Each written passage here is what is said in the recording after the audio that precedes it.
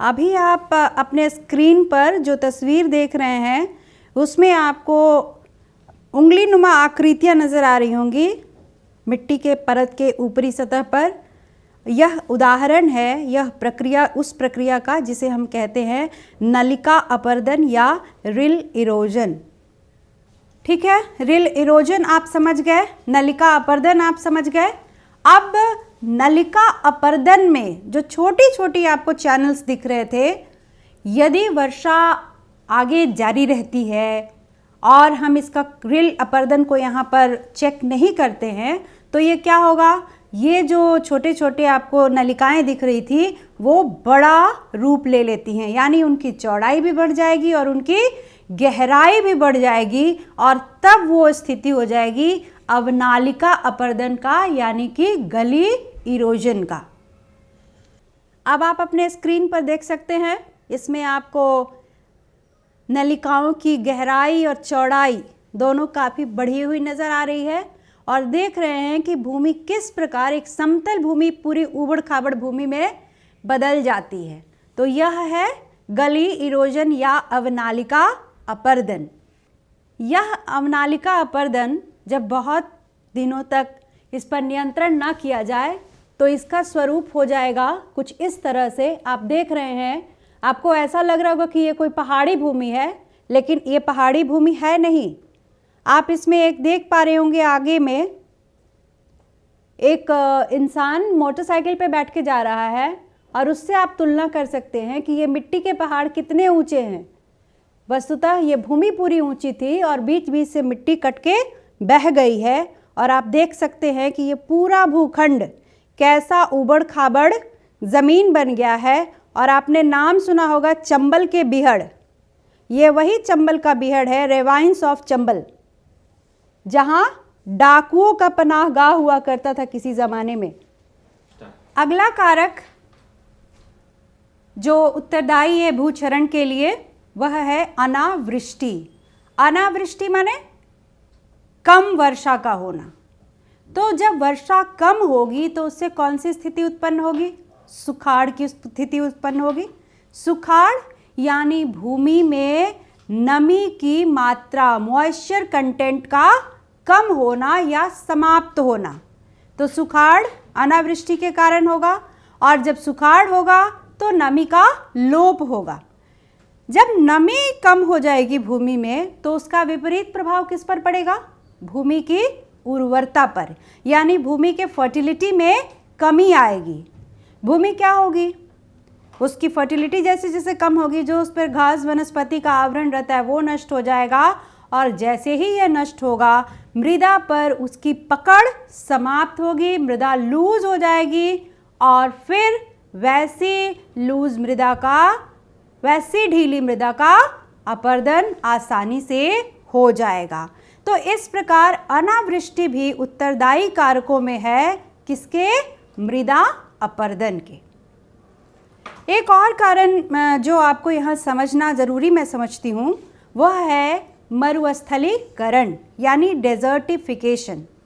ये एक बहुत बड़ी समस्या के रूप में उभर रही थी हमारे थार मरुस्थल के आसपास के इलाकों में या दुनिया के हर वैसे ट्रॉपिकल डेजर्ट में, उष्णकटिबंधीय मरुस्थल में और उसके आसपास के क्षेत्र में। उसमें क्या हो रहा था, इससे होता क्या है, आप जानते हैं कि मरुस्थलों में हवा की गति बहुत तेज होती है और तेज गति से बहने वाला हवा क्या करता है, अपने साथ मरुस्थल के महीन कणों के साथ साथ रेत के बड़े कणों को भी उड़ाकर ले जाता है। और ये हवा जिस दिशा की ओर बहती है, रेत भी लुढ़कते हुए उड़ते हुए उस दिशा में आगे बढ़ते जाते हैं। तो हमारे देश में भी राजस्थान में थार मरुस्थल के आसपास दक्षिणी पंजाब, पश्चिमी हरियाणा, दिल्ली के आसपास का इलाका और यहाँ तक कि पश्चिमी उत्तर प्रदेश में भी ये एक बड़ी समस्या बनकर सामने आ रही है।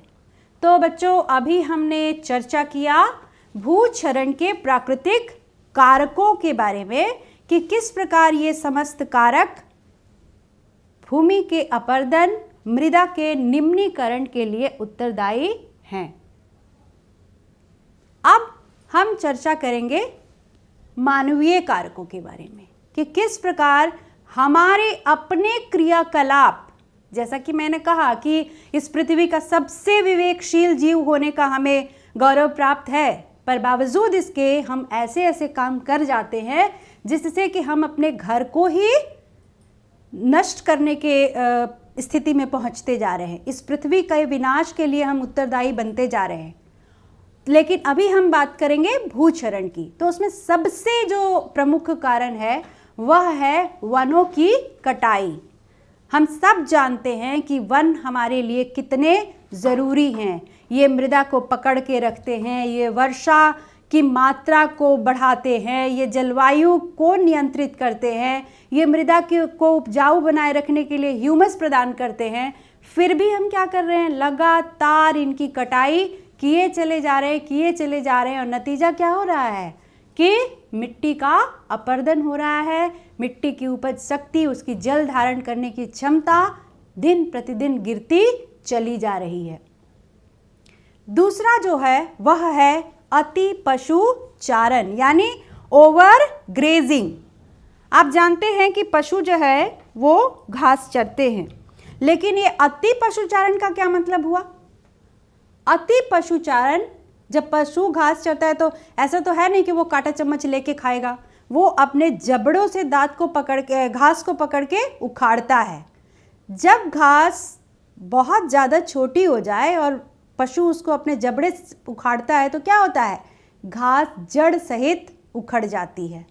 और जब घास जड़ सहित उखड़ जाती है तो एक बार फिर से मृदा पर वनस्पति की पकड़ समाप्त हो जाती है और वैसी मृदा का अपरदन जल हो, वायु हो, किसी भी कारक के द्वारा आसानी से हो जाता है। और ये एक बड़ी ही प्रमुख समस्या है। कहाँ पर? ये समस्या है पंजाब में, राजस्थान में, मध्य प्रदेश में और महाराष्ट्र जैसे राज्य में। तीसरा जो कारक है वह है खनन। खनन यानी माइनिंग। हम जानते हैं कि हमें इसी भूमि से खनिज प्राप्त होते हैं। कई खनिज तो सतह पर पाए जाते हैं, कई खनिज सतह से कई 100 फीट नीचे भी मिलते हैं।